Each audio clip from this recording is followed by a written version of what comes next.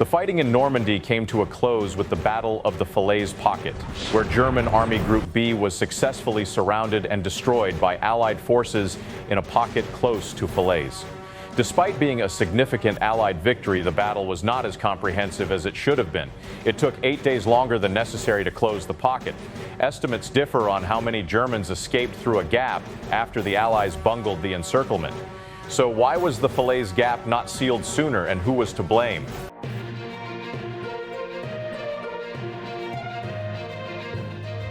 Seven weeks after the Allied invasion of Normandy on June 6, 1944, German forces were in turmoil. The launch of Operation Cobra on July 25th saw American forces push into a gap around Saint-Lô, overwhelming the defending German forces. 6 days later, the breakthrough was turned into a breakout when the newly activated U.S. Third Army under Patton crossed a bridge at Pont-au-Beau and advanced rapidly through the Brittany countryside and the Loire Valley. Within days after driving through open country, almost without opposition, they had captured the key town of Le Mans, the former headquarters of the German 7th Army, effectively outflanking German positions. Field Marshal von Kluge, the newly appointed commander of Army Group B, saw little option but to make an orderly withdrawal to strong defensive positions behind the Seine River. As he rearranged divisional flags on his maps in East Prussia, Hitler spotted an opportunity to deliver a devastating blow to what he perceived as Patton's overextended U.S. Third Army. The beachhead on the coast of Normandy provided Patton with every drop of oil and bullet he used. The Führer reasoned that by counterattacking through Mortagne to Avranches and reaching the west coast, he would not only reestablish a continuous defensive line, but also cut off Patton's Third Army's logistical tail.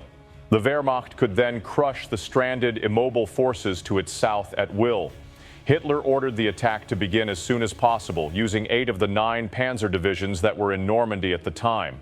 Due to pressure from British and Canadian forces around Caen, only 4 panzer divisions could be relieved from their defensive tasks and moved west to their assembly point around Mortagne in time. Von Kluge argued that their forces were not strong enough to mount a successful offensive, but Hitler disregarded his objection and insisted on his full support for the attack.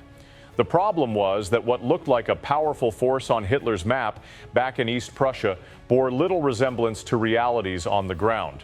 Following nearly 2 months of intense combat, the panzer divisions had been reduced to a mere shadow of their former strength, while the supporting infantry units were similarly shattered.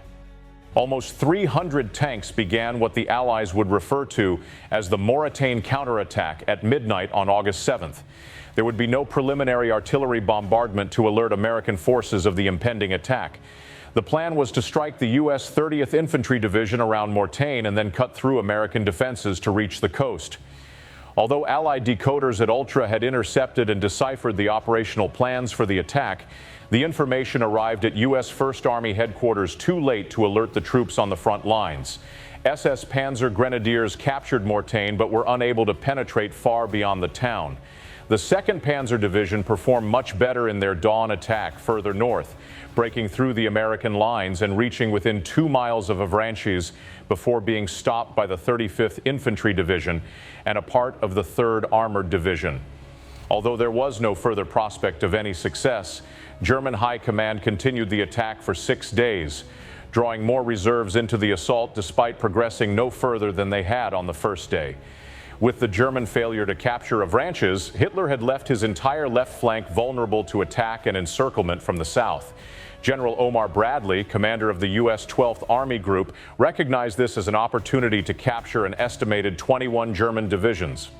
Bradley proposed that the 15th Corps, which had just captured Le Mans instead of continuing east toward the Seine River as planned, should be diverted north toward Alençon. They would proceed northward until they linked up with the opposite flank of the proposed pincer movement, thereby trapping the majority of the German army in Normandy.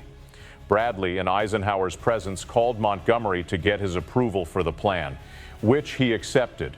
Montgomery drew a boundary line just to the south of Argentan, separating the areas of operation of the British 21st Army Group in the north and Bradley's American 12th Army Group in the south.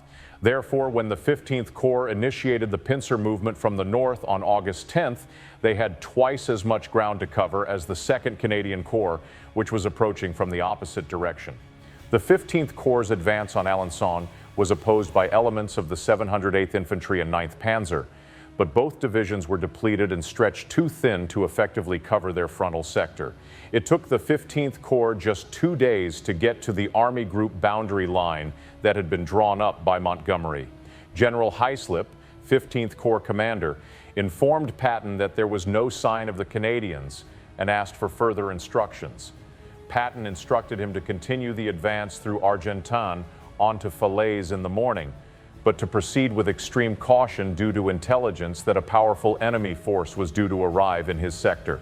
That night, Montgomery discussed the situation with Bradley and informed him that his Canadian 2nd Corps had met stiffer than expected opposition, but that within 24 hours he would launch Operation Tractable to smash through German lines and link up with Bradley's forces. Montgomery, who valued a tidy battlefield, told him that under no circumstances was his 15th Corps to pass the Army boundary line, especially given the latest ultra-intelligence. Bradley was in full agreement with the stop order and informed Patton later that morning that his units must not cross the Army Group boundary line. Meanwhile, on the German side, it had become clear that the counterattack had failed. Von Kluge, being well aware of the rapidly deteriorating situation, had been pleading with Hitler to allow him to pull his forces back to the relative safety of the Seine River. At his headquarters in East Prussia, Hitler, who hated to give up ground, continued to hesitate. After looking at the maps and rearranging his flags, he came up with a new plan. He would form a powerful new force called Panzer Group Eberbach to reverse the situation. This new force, comparable in size to a large Panzer Corps, had assembled by August 13th. While not as powerful as Hitler anticipated, it was still a formidable force. Von Kluge was so alarmed by the U.S. 15th Corps' advance into his rear that he redirected this force into their path to prevent his entire army from being surrounded. It had been the ultra-intercepts about the movements of Panzer Group Eberbach that had worried Bradley and Montgomery. By the morning of the 13th, when Patton informed Hyslop of Bradley's stop order, patrols from the 15th Corps had already bypassed Argentan and were within 6 miles of Falaise. Seeing a gap that desperately needed to be closed, Patton asked Bradley's permission to allow Hyslop to continue northward, but Bradley refused Patton's request to disregard the boundary separating the British and American armies. In response to Patton's insistence that they were wasting a great opportunity, Bradley said sarcastically, "Should we now continue and drive the British into the sea for another Dunkirk?" Bradley stated after the war that he much preferred a solid shoulder at Argentan than a broken neck at Falaise. The rationale for why Bradley and Montgomery did not allow Patton to seal the Falaise-Argentan pocket has been debated by historians ever since. With U.S. forces now immobile on the southern arm of the pincer, it was up to the Canadian 2nd Corps in the north to close the gap and encircle the German army.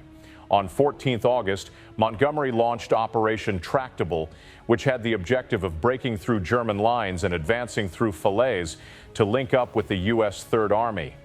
The fanatical 12th SS Panzer Division, whose soldiers were mostly recruited from the Hitler Youth, was the main German unit opposing this operation, supported by the Tiger tanks of the 101st Heavy SS Panzer Battalion. Montgomery was disappointed with the offensive's slow progress, which had failed to capture Falaise on the scheduled date. There were a number of reasons for the slower than expected progress of the operation. The day before Operation Tractable was launched, an officer carrying plans of the operation lost his way in the dark and ended up behind enemy lines, giving the Germans access to the plans. Additionally, the fresh 85th Infantry Division had arrived on the front just in time to assist the 12th SS in opposing the Allied attack. It took until the 17th of August for the Canadians to finally secure Falaise. By this time, von Kluge had been replaced by Field Marshal Walter Model, whose first act was to order the immediate retreat of the German army through the gap between the Canadians at Falaise and the U.S. at Argentan. With the German army pouring eastward through what became known as the Falaise Gap, Montgomery belatedly requested Bradley's assistance in closing the gap. the U.S. 15th Corps could make little progress against stiff opposition. In addition to Panzer Group Eberbach now being entrenched to impede their advance, Bradley had moved most of his units east to help capture the remainder of France rather than leave them idle. The slow progress of the 2nd Canadian Corps infuriated Montgomery, who on August 17th gave them a new directive. The 4th Canadian Armored and 1st Polish Armored Divisions would shift their axis of attack, making a broad sweep to the southeast to capture Trun, before moving on Chambois to join up with American forces. They made good progress, with Trun falling to the Canadians the next day and the Poles joining up with the U.S. troops at Chambois on the 19th. Even though the 2 armored divisions had now blocked all major roads leading out of the pocket, they did not have enough troops to completely seal it. German troops still in the pocket would have to fight their way out on foot in small groups, abandoning their vehicles and heavy equipment. To keep the escape corridors open for as long as possible, Model ordered the 2nd SS Panzer Corps, which had escaped encirclement, to turn around and attack the Polish positions from outside the pocket. The escape routes became killing grounds as Allied artillery and fighter bombers continuously harassed German columns during the retreat. When the 2nd and 3rd Canadian Infantry Divisions advanced to meet the Poles in Chambois on August 21st, the Falaise Pocket was finally slammed shut, preventing the remaining German forces from escaping. With the closure of the Falaise Pocket, 40,000 Germans were captured, bringing the Battle of Normandy to a close with a crushing German defeat. Due to the lack of urgency in closing the pocket, estimates of the number of Germans who escaped the encirclement range from 50,000 to 100,000. Since a significant percentage of the German army had fled the pocket to fight another day, many historians have criticized Bradley and Montgomery's handling of the battle, pointing to command failures. If you liked this video, there are many similar high-quality videos on my channel.